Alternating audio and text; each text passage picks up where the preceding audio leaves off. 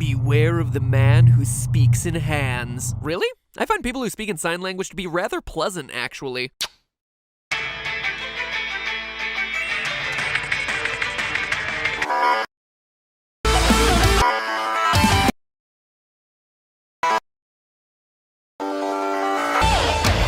Hello, Internet! Welcome to Game Theory, where, deep breath,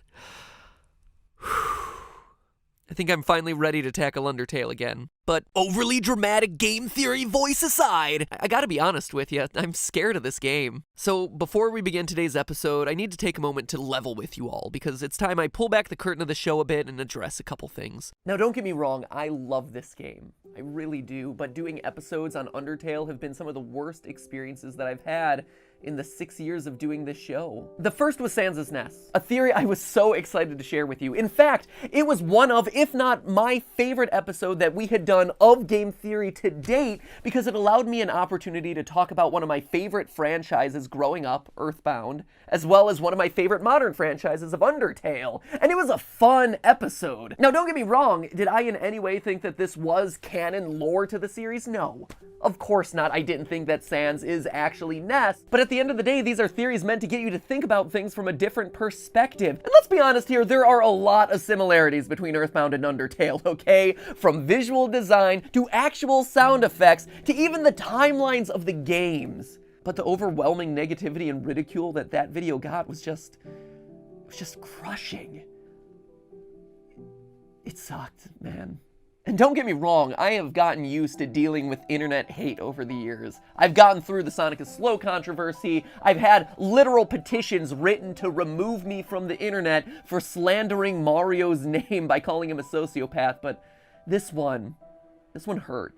But it was nothing compared to the next time I talked about Undertale on the channel, when I was selected for the honor of meeting Pope Francis as one of the first 10 digital creators to introduce him to the world of online video. And as part of that, we were expected to give him a gift. So I gave him a copy of Undertale and then made a video talking about that.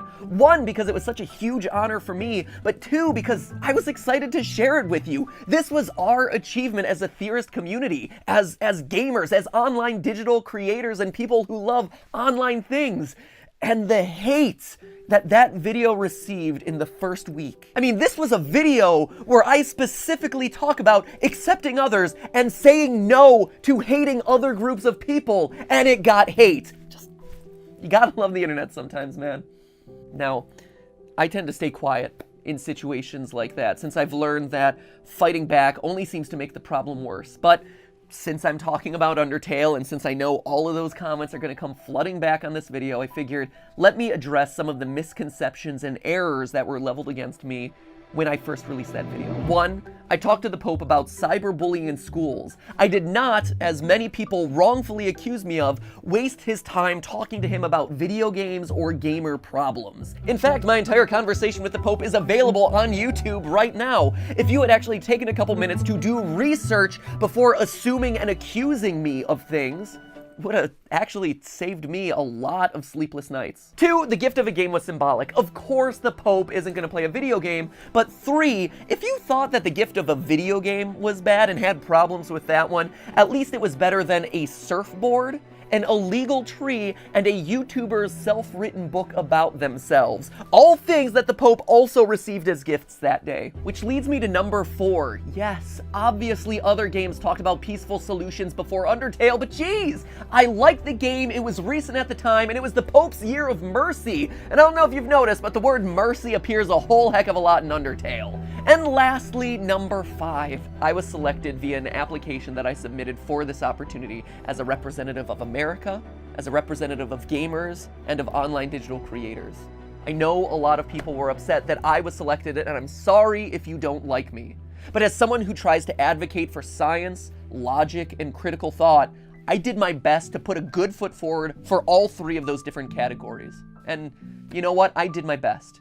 I tried. Anyway, enough of me talking on camera. Let's hop back into the video, because no need to see this on camera anymore. I just thought it was important to talk to you.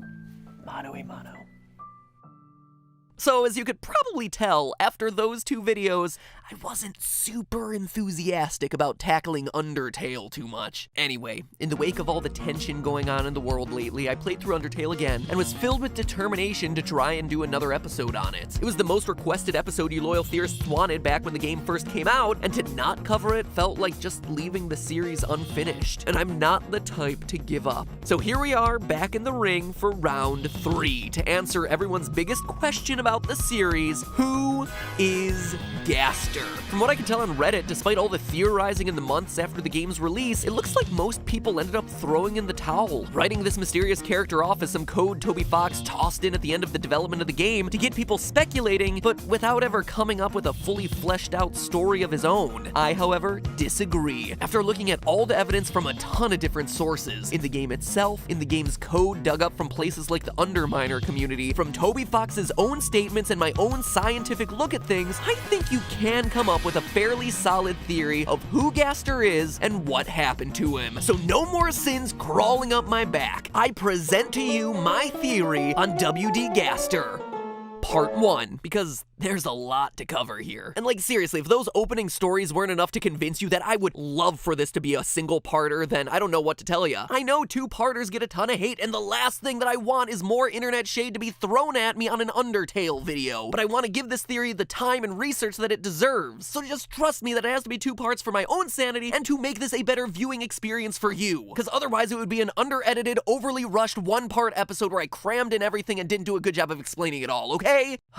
Wow, I am unloading all sorts of emotional baggage on this episode. All the stuff that has been weighing on me as a creator for the longest time. Let's start off with the easy stuff to get everyone on the same page, since it's possible that some of you are like, I've played Undertale all the way through 3 times. Neutral, pacifist, and genocide, watched Jack, Felix, and eventually Mark play it and still have no idea who you're talking about. Well, that's because your chances of running into any evidence of this character in the game is a slim 2.8%. That's right, I did the math. In other words, you could play through the game 100 times and you'd only find references to Gaster about 3 of those times. Holy Temmy Flakes, Batman, those are some slim chances. So let's back up for a bit and quickly talk about what we know about this character for sure. The first hints of Gaster came from the river person and his now infamous line of "Beware the man who speaks in hands." Now obviously this got players more excited than an annoying dog with a stick, since, you know, there's no one in the game who does anything close to speaking in hands, and in a game already full of hidden secrets and vague clues, this appeared to be another big one. So they started digging. What they found were 4 gray NPCs, labeled in the game files as Monster Kid Goner and 3 G followers or Gaster followers, with dialogue that provides us the only solid information that we have about this missing character. Through their text, we learned that Dr. W.D. Gaster was the royal scientist before Alphys, was responsible for building the core, i.e. the structure that provides magical power to the underground, and that he disappeared after falling into his creation, getting himself scattered across time and space. Although he may not be physically present, he's supposedly always around, since these guys are all super reluctant to discuss him openly. And beyond that, mostly everything else is speculation. There are these Mystery Man images in the game data that many speculate might be him, but flip this character upside down. Here, you don't have to imagine it, we can do it through the power of editing. And boom! This could also be him. See the face? Just like so many other things in this game, appearances may be deceiving. There's also this wispy white thing that could also be him according to online theories, but again, it's all just speculation. Game speculation. So where does all this speculation end up and the theorizing begin? Well, theories are hypotheses supported by evidence, so let's start gathering evidence. Now, whether or not the gray NPCs show up is based on a weird stat programmed into the code called the fun value. Basically, whenever you start a new game, Undertale picks a random number between 1 and 100. Depending on what number you get, different things happen in the game. It keeps things spicy, and also keeps things really similar to FNAF when you come to think about it. Seriously, are we sure that these two fan bases really hate each other? Cause no joke! Between wacky animal hijinks, hidden plot mysteries, random Easter eggs, and large quantities of murdered children, the 2 franchises are a lot more similar than I think people want to admit. Anyway, these gray NPCs show up when the fun value is at 61, 62, 63, or higher than 90. And even if the number is there, they only have a 20% chance of showing up per game, which is why your chances of ever even seeing them is so low. Even creepier, if you have a fun value of 66, this eerie gray door appears in Waterfall. When you walk through it, there's a chance that the mystery man appears. Touch him, and poof, he pieces out faster than a babysitter's boyfriend when the parents come home. And the fun value dictates more than just Gaster encounters in secret rooms. When you played Undertale, did you get a call from Sans about your refrigerator running? Or maybe someone called you with a wrong number and then you got a really random song out of it. Or Alfie's called to order some pizza. Well, all of those situations were dictated by your fun value. So why spend all this time talking about fun? Well, because it's the start of the mystery. If there's one thing we know, it's that in the world of Undertale, game mechanics aren't just game mechanics. Toby Fox makes it clear throughout the game that game mechanics make up the very fabric of the game's reality. These aren't just artificial, invisible layers on top of the story for players to use while interacting with the game. These rules, from saving to loading and everything in between, all encompass the actual physical laws of Undertale's universe, much like quantum mechanics and general relativity define ours. Character stats like LVLs or levels of violence, and EXP or execution points in any other game would be numbers relevant only to the player. But in Undertale, they're real, tangible values that characters, most notably Sans, can sense and judge. So if fun is what dictates the appearance or non-appearance of a bunch of these characters connected to Gaster, well, then it behooves us to figure out what fun actually is in the context of the game. And if you are under the mistaken impression that fun is a sense of childlike glee that often comes with playing a game, then you are wrong. You're just wrong! The fun value in Undertale is the embodiment of the very real theory from quantum mechanics known as the many worlds interpretation. It's a favorite of mine here on Game Theory, applicable to everything from the Zelda timeline to the Pokemon universe, so since we've covered it a few times, I'm not going to go in depth here. Click the eye icon in the upper right hand corner to check out those videos where I spend a bit more time explaining it. Long story short, the many worlds interpretation involves the measurement of photons and wave particle duality, but in a nutshell, imagine you're starting a new game of Undertale. You have the option of either going true pacifist or genocide. Now, in that moment, according to the laws of quantum mechanics, it doesn't matter which you choose. If you choose a pacifist run, there's an alternate reality where you went full-on homicidal maniac, and vice versa. All possible realities simultaneously exist. Each time you're presented with an option to either kill or show mercy to a new character, two new timelines are created, one for each option. And this is where we get back to Gaster and his followers. You see, if you find him, Goner Kid speaks the following line: "Have you ever thought about a world where everything is exactly the same, except you don't exist?" Well, in my first playthrough of the game, that's exactly what happened. A world where he didn't exist. In fact, I must have gotten a really lame fun value since I didn't find anyone mentioning Gaster. No secret rooms, no one even wanted to call me. Truly,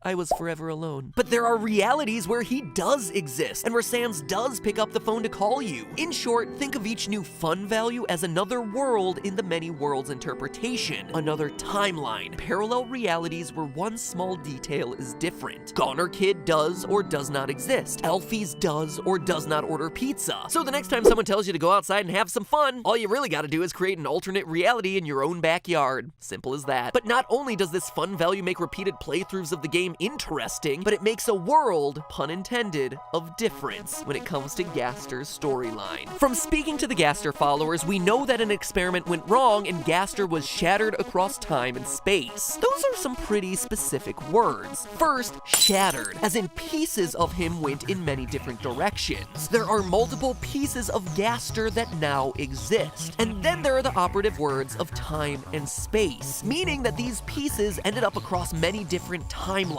The many different worlds, each represented by a different fun value. But what other characters do we know are able to retain memories across multiple different timelines? Only two, Flowey and Sans. Flowey tells us at the end of the genocide run that he's lived hundreds, if not thousands of timelines, doing everything under the sun from being nice to people to torturing them. And in the true pacifist run, Asriel, Flowey's true identity, makes mention of being able to destroy this timeline once and for all. Asriel even says the following lines: "Every time you die, your friends forget you a little more. Your life will end here in a world where no one remembers you." It's a really specific thing for Asriel to know, that killing something over and over again will cause the memories of it to fade in everyone's mind. In fact, we may even know someone who he's done this to.